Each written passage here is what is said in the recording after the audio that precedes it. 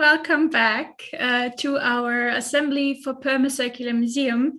What a nice journey it was with all of you, our dear panelists, and also all the participants who shared their questions and thoughts on the topic. So we are starting now with our unclosing remarks, or a soft ending, or let's say a non-ending. And let me just quickly give you some last technical details for this last session. So for all the German speakers among us, a quick note. There are 2 live streams at the moment, one in English and one with a German translation by our faithful and amazing interpreters, Inga Schifferdecker and Leonie Wagner. Sie, genau, in German, wenn Sie bei der Eröffnung mit Simultandolmetschen beiwohnen möchten, klicken Sie gerne auf den deutschen Livestream auf YouTube oder unserer Webseite. And with this, I give over the word to Stéphane. Yes, thank you, Jessica. We'll just share a few resonances and remarks that kind of stay with us after these wonderful 3 days of debates and discussions. Why unclosing remarks? It's because we want to take in these echoes with our minds and bodies set towards transformative action. And we also have the pleasure for this moment to share remarks and traces, to have with us Bettina Korintenberg, who is one of the curators of the Critical Zones exhibition. So we're delightful to have you back for this concluding moment. Maybe I can start with the first resonance, which is actually, it was kind of a pre-resonance, if we want to be exact. Because during the registration process for the assembly, we asked all our participants, all the many different people who would sign up for the assembly, what to them, even before the conversation had started, what to them a permacircular museum might look like. And we have collected these answers, and we read through them and realized that all these answers in this data sheet, Excel sheet of collecting answers, kind of made up a text, kind of made up a collective imagination, and we would like to share this with you now. And I would invite you to maybe close your eyes. I will read this collective text, and it would be nice to know what kind of images pop up in front of your mental eye when you hear this text, and we will also publish it later on. Like a big beehive connected to a tree, as a space full of questions and tricks, a place of social exchange that helps to imagine another kind of city.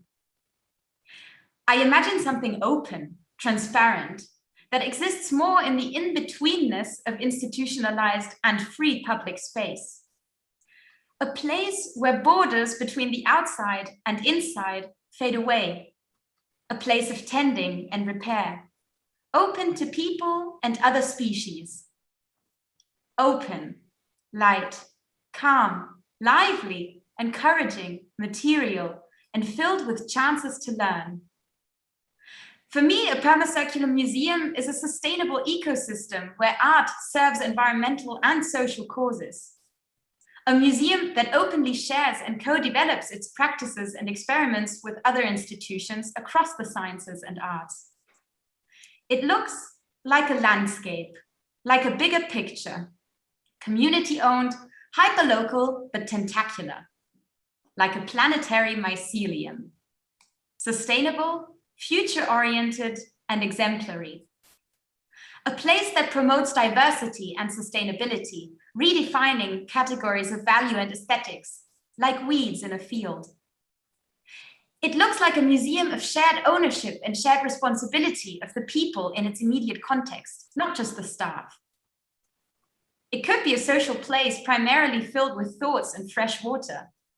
An interactive ecological art, media, tech, climate, science, R&D, creative experiment, and care repository. Intersectional, open, and accessible to everybody. Inclusive, responsible, thinking in multiple timescales, cultivating relationships and long-term views. It might have a canteen, considering us all living as food, chefs for nematodes, bacteria as chefs, tables for foxes, etc. Ongoing non-hierarchical circulation of ideas within the ecosystem of the museum itself, departments, staff, audiences, etc. Like a network of gardens, strange, chaotic, edible, with net zero carbon emissions, a safe space, lingering and returning, giving political agency to non-human entities. We would have to ask nature. We would have to start from the foundations, literally. Of which materials is it built? How much soil is it allowed to cover? Why should it be a museum at all? Why not a place of common testing, failing, and learning for a permacircular future?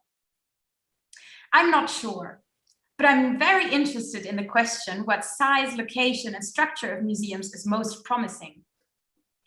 We are looking for not one place, but a network of archives, repositories, and idea workshops.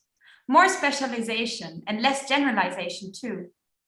A forest, a place in the woods, with permeable walls, thin borders between nature and culture. Holistic, participatory, inclusive, institution for equal rights for non-human living beings. A secret. Gut microbia. Rectangular with circles in it. The tree nursery that me and my family visit every week to be outdoors and experience nature. I would love to be there every day. A permacircular museum could look like a garden for discourse. However, the concept of gardening will change in the future. A museum that is grounded in the landscape it inhabits. A museum that acts upon causes and not only consequences. Collaborative, sustainable, non-hierarchical, flexible, diverse, open. The question is not what it would look like, but what it would feel like. A big wild garden. Agile, decentral, radical, transdisciplinary. That's what I want to think about. No idea yet, but curious to find out.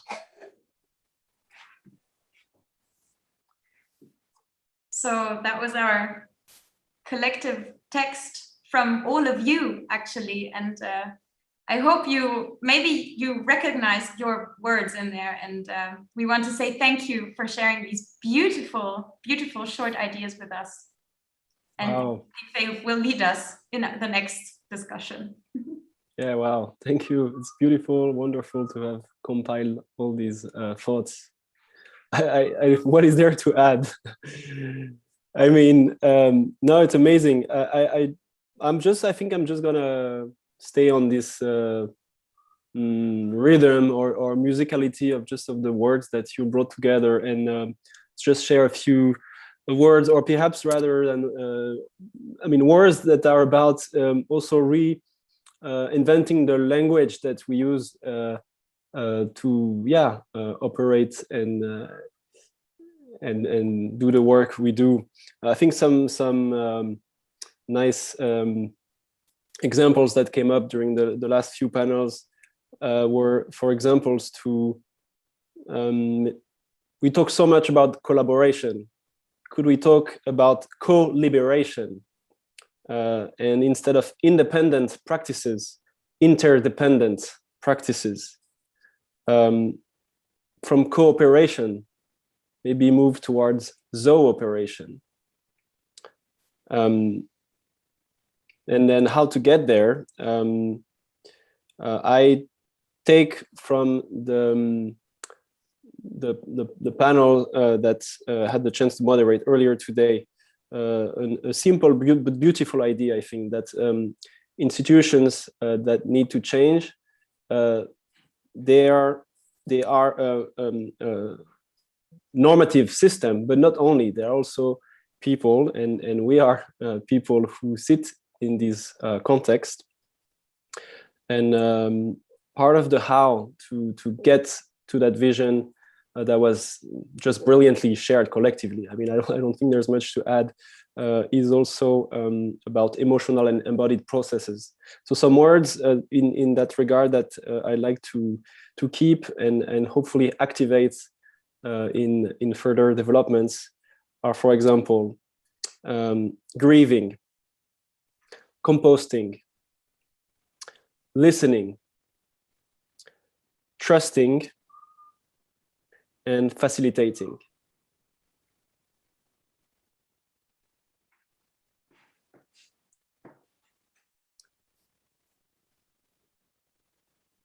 Jessica, you want to follow up? It's all for me. I mean, there's a lot more, but. Sorry, I thought, yeah, I'll take it over. Sure. Thanks, Stéphane, for giving these sum ups from your panel. So what I found very inspiring was Ella Spalding from Museum as Shelter, the panel discussion. And she talked about one of her projects that I would just go and like to share very quickly. So that's, yeah, this suelo profile. So suelo, Spanish for the soil. And when we have a look over here on this beautiful image, then it shows the different layers. And of course, it reminded me of our image of the critical zone. And so it says toolkit, worksheet, roadmap for research, embodied interaction, events, archiving, sharing, commoning, or communing. And it's split into different sections, A, B, and C. And A says, or let's start from the bottom, deep time horizon. And B shows the deep now horizon. So the current ecosystem, culture, cultural issues, food, soil characteristics, human and non-human cosmovisions. That you also earlier described, and local histories and practices. And yeah, then you go up to the ground and see the future horizon. So visions of regeneration or conservation, integration of multiple voices, histories, and possibilities, leading to collective worlding. And I think we saw quite some exemplary projects during these panels, during the assembly, which showed really a lot of these aspects there. So that was very nice. And also another thing that I resonated with very much was the contribution from Natasha and the question of how can we empower or enable these vulnerable practices in cultural institutions in general, and that it's always also a question of privilege and power. Yeah, and I think with that, I give to Bettina. Yeah. Yeah, thank you very much. And I continue with great pleasure. It was wonderful to share this moment, thoughts and comments of this very inspiring and insightful, and also, yeah, in a lot of aspects, moving days with all of you. And this moment of sharing takes me back to the first day, the first panel of reimagining institutions, when Diane Drubé, founder of We Are Museums, claimed that to put change into action, we have to tackle loneliness. And for me, that was one of the many crucial moments within this assembly, which somehow also unfolded through the days in many different meanings and dimensions. To embrace change means to embrace openness, and openness to one another, to the other self, to life itself in its manifold interdependencies and entanglements, to open up you need to feel safe and supported, to surrender to the experience of a moment of unexpected, unknown, uncertain encounters. That thus opens up something that was not there before, and it is now with you, that now is you. And I strongly believe in the transformational power of relations and experiences you make in relation, and out of this experience, transformation can emerge. And I think that those days and all this coming together has really shown this potential of being together. And to start and to end with the words by Diane, it is togetherness, time, and bravery. And I would add attention, tenderness, and responsibility that are key to transform together towards prospects to come. Yeah, and herewith I hand over the word to Barbara. Thank you, Bettina. I'm really so happy that you joined us for the end resonances of the assembly, because you were so important also in the beginning of the assembly. So thank you also for sharing your resonances with us. What I want to share as another resonance, after also the collective text from the beginning, is another collective archive document, kind of, that was born with the assembly and grew throughout the last 3 days, and it is our Padlet. And I want to say thank you to everybody who contributed to it, and I'll just quickly give you an insight, and I'll share my screen to show you how full of life it is, and I hope you can see it well here.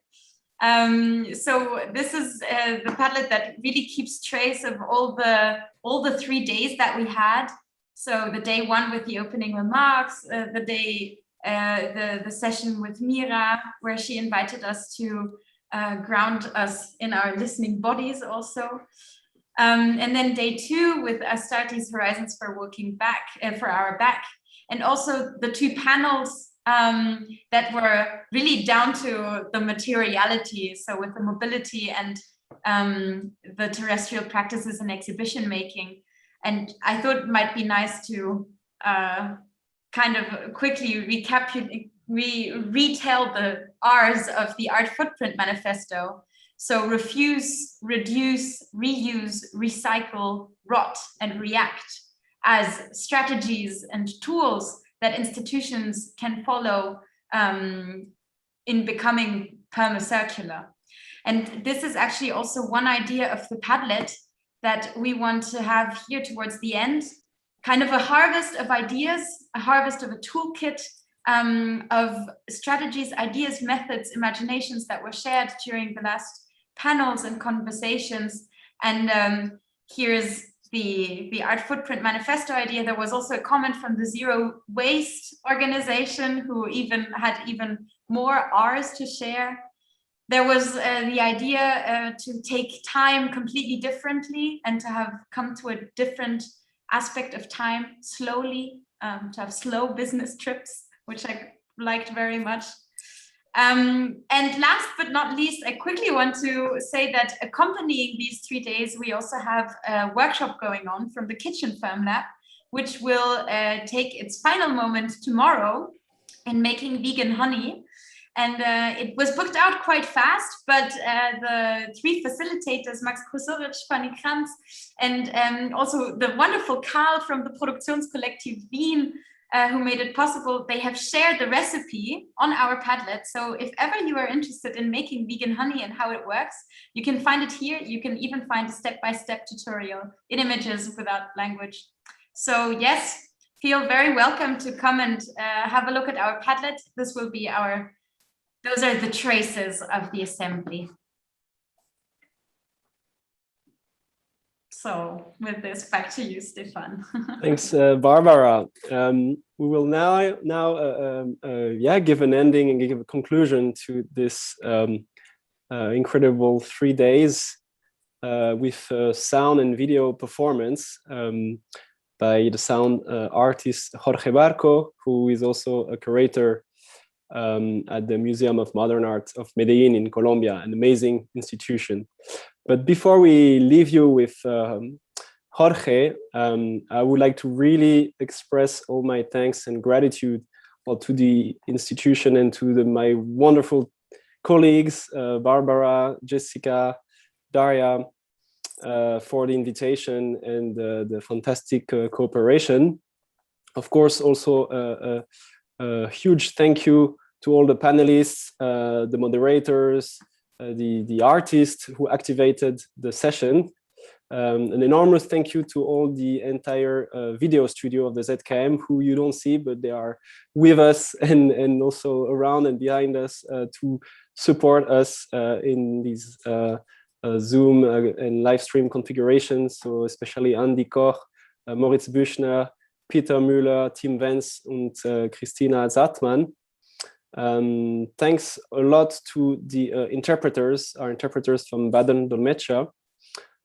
Thanks to the sponsors, to Desiree Weiler for taking care of the team on the ground in the museum. And thank you to all the communication and marketing teams for their help in spreading the word. And also a great thank you to our audience host, Alexandra Herrmann and Lena Becker. And finally, we would also like to thank artists from the Critical Zones exhibition who helped us, advised us, and gave some tips. So Gediminas and Nomida Ubonas, Karen Holmberg and Andres Burbano, who actually also helped subtitling the video performance that you're about to see. Barbara Marcel, and special thanks also to Philipp Ziegler, Janine Burger, and Ika Schoppe. And Maren Feller also, who helped us so much with the preparations for the assembly. Thanks to everyone who joined and followed the talks and contributed in many ways. And yeah, we'll now leave you in the company of Jorge and his harmonograms and volcanoes. Stéphane, before we go, a huge thank you to you, of course, who initiated this assembly and who had the idea. So thank you very much for all the support. No problem, thank you. Okay, video studio, I think you can start the video. Hola, un saludo muy especial a todos los participantes de esta asamblea Museos Permaculturales. Mi nombre es Jorge Bejarano Barco, les mando un fraternal saludo desde la ciudad de Medellín, Colombia.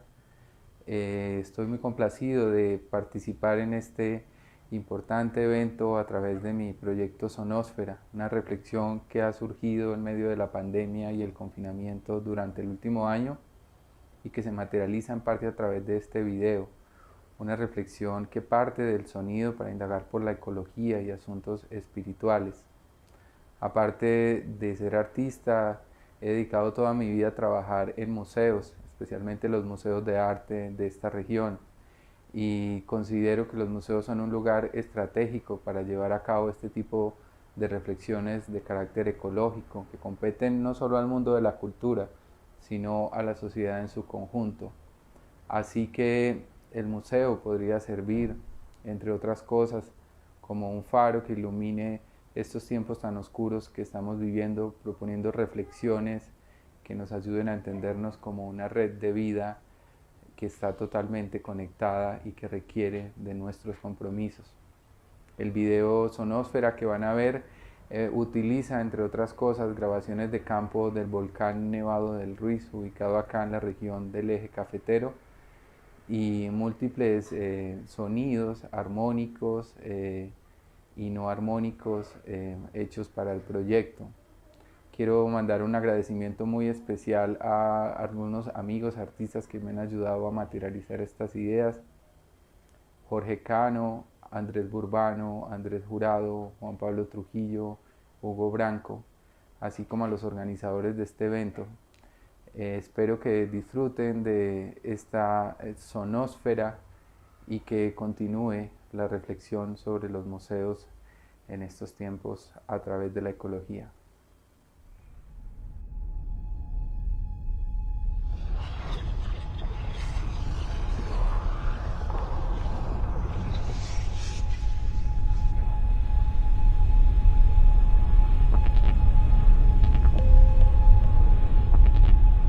En el centro está el mare magnum ardiente del cual todo está hecho, provincias ígneas. Una inmensa bola de materia en fuego, rocas duras y blandas. Útero cósmico, metamórficas y volcánicas.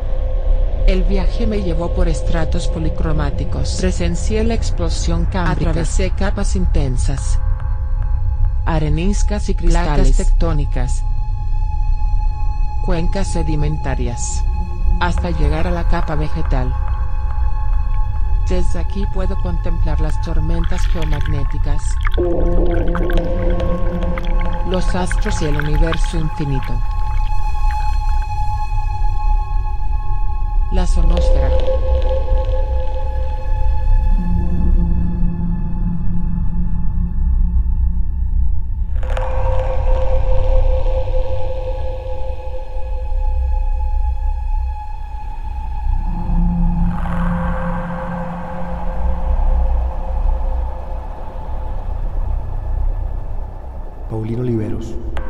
Una de las figuras centrales de la música experimental y el arte sonoro, empleó la palabra sonósfera para definir la atmósfera compuesta por diferentes ondas que emanan desde el centro de la Tierra.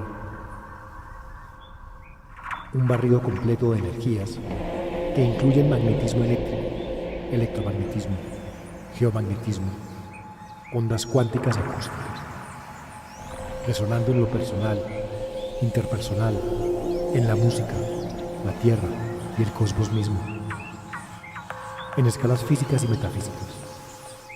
A diferencia del paisaje sonoro, no hay un estigma moral diferenciando lo tecnológico y lo natural. Va aún mucho más profundo. La sonósfera no son solo ondas, también está constituida por partículas de energía, fonones.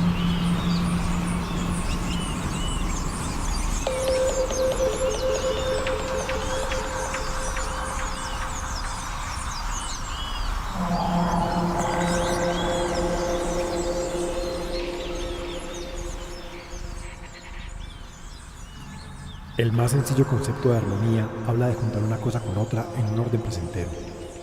Por ejemplo, notas musicales, objetos, formas. Durante el tiempo de pandemia y confinamiento, el repentino silencio global presentó una oportunidad inesperada para captar sonidos antes imperceptibles.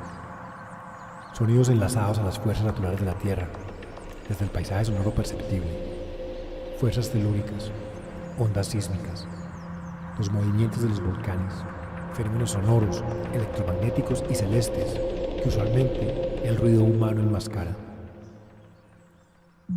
Esta fisura temporal es la emergencia de cierta armonía natural del planeta.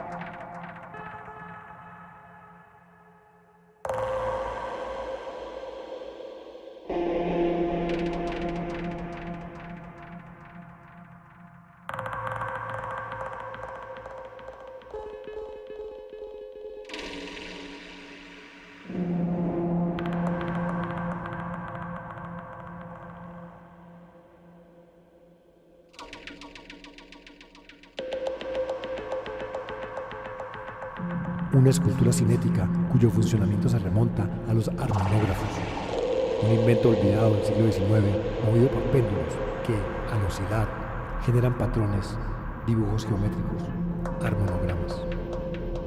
Cobre, aluminio, madera, roca volcánica, magnetita, circuitos y sistema de amplificación. Una línea de luz oscilante por el espacio. Una atmósfera envolvente de sonidos. Los sonidos del planeta alteran el movimiento de los péndulos, rocas del volcán, generando dibujos que nos conectan con una dimensión metafísica, elipses superpuestos que parecen galaxias, curvas del Sayur, geometrías sagradas, un espacio de contemplación y terapia.